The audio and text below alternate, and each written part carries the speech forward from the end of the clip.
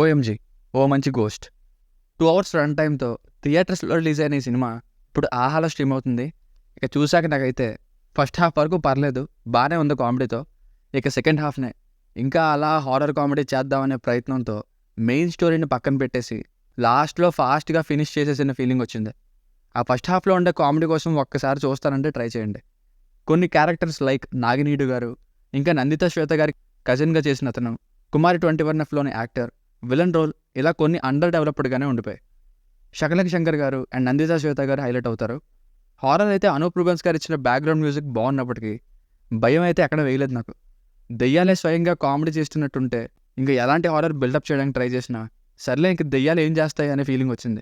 మెయిన్గా దెయ్యాలకి మొహానికి white makeup వేసేసి హెయిర్ ఎగిరేటట్టుగా ఎయిర్ ఎఫెక్ట్ పెట్టేసి ఇదే గోస్ట్ అనుకోమని చెప్పారు. మళ్ళీ లాస్ట్ 15 minutesలో సీరియస్గా ఉంటుంది. స్టోరీ వైజ్ కొత్తగానే మంచిగా డెవలప్ చేశారు. కజిన్ అయిన ఎమ్మెల్యే కూతుర్ని డబ్బుల కోసం నలుగురు కిడ్నాప్ చేయడం, అదంతా బంగ్లాలో సెట్ చేయడం, ఇది బాగుంది. ప్రీ క్లైమాక్స్ని చూశాక కొంచెం ఆది సాయి కుమార్ గారి నెక్స్ట్ నువ్వే మూవీలా అనిపించింది. అండ్ ఆ టైంలో చూపించిన ఫ్లాష్ బ్యాక్ అయితే ఎటువంటి ఇంపాక్ట్ ఇవ్వలేదు. లాస్ట్లో వచ్చే సాంగ్ అవి అన్ని ఐడియాస్ బాగున్నాయి కానీ అక్కడంత నవ్వు తెప్పించలేదు. ఫ్యామిలీతో చూడొచ్చు అంటే మధ్యలో వెన్నెల కిషోర్ గారి సీన్ ఒకటి కొంచెం డబుల్ మీనింగ్తో ఉంటుంది, అదొక్కటి తప్ప మిగతాదంతా చూడొచ్చు. సో ఫైనల్గా మూవీకి వర్డిక్ట్ ఏంటంటే కామెడీ మెయిన్గా శకలక శంకర్ గారు, ఇంకా ఫస్ట్ హాఫ్లో ఆ స్టోరీ డెవలప్మెంట్ ఇవన్నీ బాగున్నాయి ఎంటర్టైనింగ్గా.